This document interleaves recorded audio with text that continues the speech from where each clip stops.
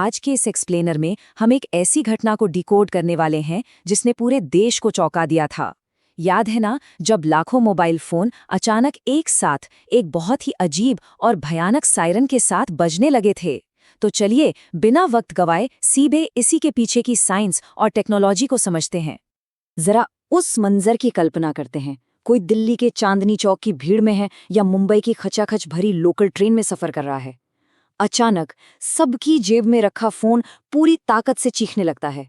सबके दिमाग में एकदम से यही सवाल आया कि करोड़ों फोन बिल्कुल एक ही सेकंड पर आखिर क्यों चीख पड़े। मतलब पहली बार में तो ऐसा लगा जैसे किसी हॉलीवुड की साइंस फिक्शन फिल्म का सीन चल रहा हो या शायद कोई एलियन अटैक हो गया हो। लेकिन सच तो ये है कि ये कोई फिल्म नहीं थी, बल्कि एक बहुत ही रियल और अहम घटना थी।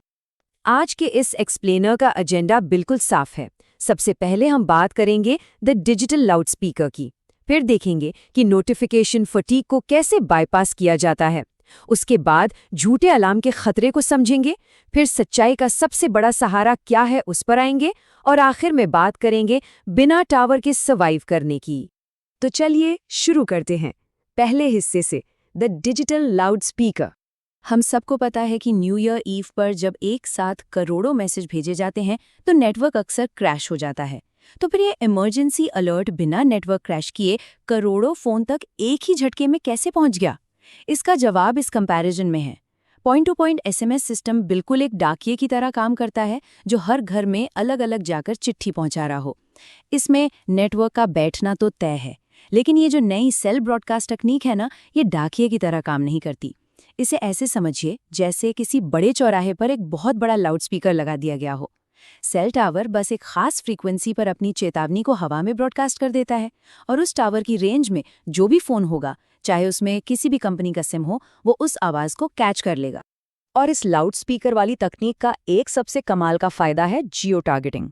इसे एक बड़ी बिल्डिंग के फायर अलार्म से समझते हैं। अगर आग लगती है तो हर फ्लैट के इंटरकॉम पर अलग से कॉल नहीं की जाती है ना, बस हॉलवे का अलार्म खींच दिया जाता है और पूरी बिल्डिंग अलर्ट हो जाती है।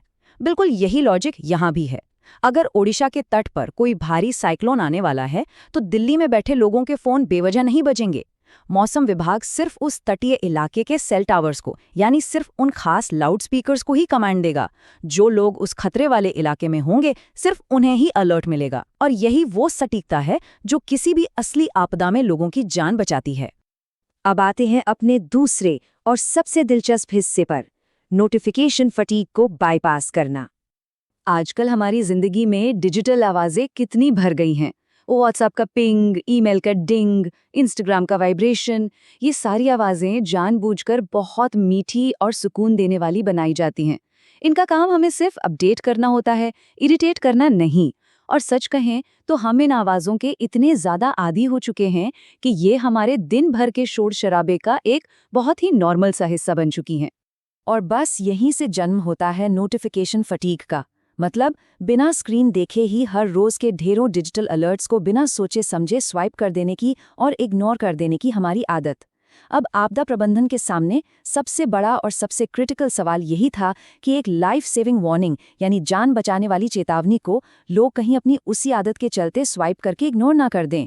इस इमरजेंसी सायरन को ऐसा क्या बनाया जाए कि वो इस नोटिफिकेशन फटीग को तोड़ सके? इसका जवाब फोन की किसी सेटिंग में नहीं था, बल्कि हमारे खुद के दिमाग की वायरिंग में छुपा हुआ था। और यहीं पर एंट्री होती है हमारे दिमाग के एक हिस्से की, जिसे एमिगडाला कहते हैं, और हमारे फाइट और फ्लाइट रिस्पॉन्स की। उस इमरजेंसी सायरन को जानबूझकर, जी हाँ, बिल्कुल डेलिबरेटली इतना कर्कश, चुभने वाला और डरावना बनाया गया था। ये कोई टेक्निकल ग्लिच या गलती नहीं थी। इसके पीछे प्योर न्यूरोलॉजी काम कर रही थी। उस सायरन की वो खास तीखी फ्रीक्वेंसी सीधे हमारे दिमाग के थ्रेट डिटेक्शन सेंटर यानी अमिगडाला को ट्रिगर करने के लिए डिजाइन की गई थी। ये तुरंत हमारे अंदर लड़ो या भागो वाले बेसिक सर्वाइवल इंस्टिंक्ट को जगा देता है। दिमाग तुरंत प्रोसेस कर लेता है कि भाई ये कोई आम व्हाट्सएप मैसेज नहीं है। इस तरह से ये सायरन हमारे उस नोटिफिकेशन फटीग को पूरी तरह से बाईपास कर देता है। ये दफ्तर के शोर को चीर देता है और यहाँ तक कि फोन के साइलेंट या डू नॉट डिस्टर्ब मोड को भी ओवरराइड कर देता है। इसे इग्नोर करना बायोलॉजिकली नामुमकिन है। लेकिन देखिए, जहाँ इतनी बड़ी पावर होती है, वहाँ रिस्क भी बहुत बड़ा होता है। इसलिए अब बात करते हैं तीसरे हिस्से की, झूठे अलार्म का खतरा। जरा 2018 की इस हवाई घटना की टाइमलाइन पर नजर डालते हैं। ये कोई मनगढ़ंत कहानी नहीं है, बल्कि एक बहुत ही भयानक सच है। अमेरिका के हवाई स्टेट में एक बहुत ही बड़ी और खतरनाक चूक हो गई थी।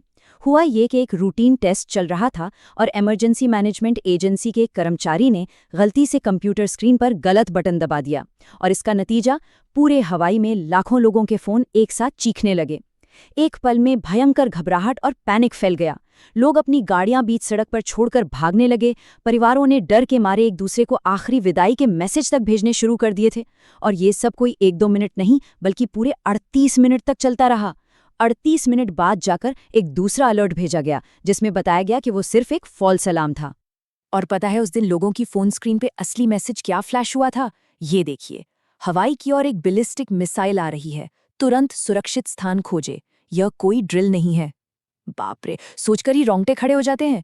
जब किसी एक सेंट्रल अथॉरिटी के पास सिर्फ एक बटन दबाकर करोड़ों लोगों के एमिगडाला को ट्रिगर करने की ताकत आ जाती है ना, तो एक छोटी सी इंसानी गलती भी कितनी भयानक तबाही और अफरा तफरी मचा सकती है, ये उसका सबसे बड़ा सबूत है। तो अब सवाल उठता है कि इससे बचा कैसे जाए। हमारा चौथा हिस्सा इसी बारे में है, the safeguards and the ultimate truth, anchor. हवाई की उस घटना ने दुनिया भर को एक बहुत बड़ा सबक सिखाया। आज के समय में किसी एक इंसान के पास वो जादुई लाल बटन नहीं होता जिसे दबाकर वो अकेले ही करोड़ों लोगों को मैसेज भेज सके। इसके लिए अब 2-person रूल, या कह लें कि मल्टी लेवल ऑथेंटिकेशन का इस्तेमाल किया जाता है। ये काम कैसे करता है? स्टेप 1 में एक ऑथराइज्ड व्यक्ति अलर्ट ड्राफ्ट करता है, और फिर स्टेप 2 में कोई दूसरा हाई रैंकिंग अधिकारी उसे रिव्यू करके अप्रूव करता है। इसके अलावा हैकिंग या किसी भी तरह की बाहरी घुसपैठ से बचने के लिए इसमें मिलिट्री ग्रेड एन्क्रिप्शन का भी इस्तेमाल होता है। ये सारे सुरक्षा कवच ये पक्का करते हैं कि बिना किसी 100% कन्फर्म खतरे के पूरे देश में कोई झूठा पैनिक ना फैल जाए। लेकिन जब सच में कोई असली आपदा आती है ना, तब यही सिस्टम सबसे ज़रूरी और भरोसेमंद हथियार बन जाता है। इस कंपैरिजन को देखिए। बाईं तरफ है सोशल मीडिया की अफवाहें। जब भी कोई बाढ़ या भूकंप आता है तो व्हाट्सएप और इंटरनेट पर फेक न्यूज़ एकदम जंगल की आग की तरह फैलने लगती है। लोग पैनिक में आकर कुछ भी फॉरवर्ड करने लगते हैं, जिससे माहौल और ख़राब हो जाता है। लेकिन अब दाईं तरफ देखिए, ऑफिशियल सेल ब्रॉडकास्ट। उस अफरा तफरी और डर के माहौल में जब फ़ोन पर वो खास सायरन बजता है और सीधे आपदा प्रबंधन विभाग का ऑफिशियल मैसेज स्क्रीन पर पॉपअप होता है, तो वो उन सारी अफवाहों के शोर को एक ही झटके में शांत कर देता है। ये एक तरह से सच का एक मजबूत खंबा, यानी अल्टीमेट ट्रूथ एंकर बन जाता है। ये घबराए हुए लोगों को एक बिल्कुल स्पष्ट, सटीक और भरोसेमंद दिशा दिखाता है। अब बढ़ते हैं अपने एक्सप्लेनर के आखिरी हिस्से की तरफ, the future, surviving without towers. आज हम जो तकनीक इस्तेमाल कर रहे हैं, उसमें हमारा फ़ोन महज एक रिसीवर है। वो बस टावर से आने वाले सायरन को पकड़ता है। लेकिन ज़रा सोचिए, अगर 9 की तीव्रता वाला कोई बहुत ही भयानक भूकंप आ जाए और सारे सेल टावर ही गिर जाए, तब क्या होगा? सारी कम्युनिकेशन लाइंस तबाह हो जाएंगी। तो क्या हमारे ये महंगे स्मार्टफोन बस खाली डिब्बे बनकर रह जाएंगे? यहीं पर एंट्री होती है मैश नेटवर्क की, जो एक बहुत ही क्रांतिकारी कॉन्सेप्ट है। फ्यूचर में हमारे स्मार्टफोन बिना किसी टावर के सीधे एक दूसरे से कनेक्ट होने में सक्षम हो सकते हैं। इसका मतलब है कि एक फ़ोन दूसरे फ़ोन को खुद ही सिग्नल पास करेगा। मान लीजिए कोई मलबे के नीचे दबा है, तो उसका फ़ोन सीधे ऊपर खड़े किसी बचावकर्मी के फ़ोन से जुड़कर एक बहुत बड़ा और पूरी तरह से इंडिपेंडेंट रेस्क्यू नेटवर्क बना लेगा। और इसी कमाल के थॉट के साथ हम एक बहुत ही गहरे सवाल पर आकर रुकते हैं। कल को जब टावर गिर जाएंगे, तो क्या हमारे फ़ोन अपना खुद का बचाव नेटवर्क बना सकेंगे? आज जो करोड़ों फ़ोन एक साथ बजे थे, वो तो बस इस लंबी जर्नी की एक छोटी सी शुरुआत है।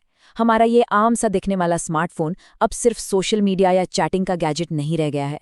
ये हमारी सेफ्टी की सबसे पहली लाइन और जिंदगी बचाने का सबसे अल्टीमेट टूल बनने की राह पर है। टेक्नोलॉजी और इंसानी साइकोलॉजी का ये मेल वाकई कमाल का है। तो इसी विचार के साथ आज के इस एक्सप्लेनर को यहीं खत्म करते हैं। नई चीजें एक्सप्लोर करते रहें और सबसे जरूरी बात, सुरक्षित रहें।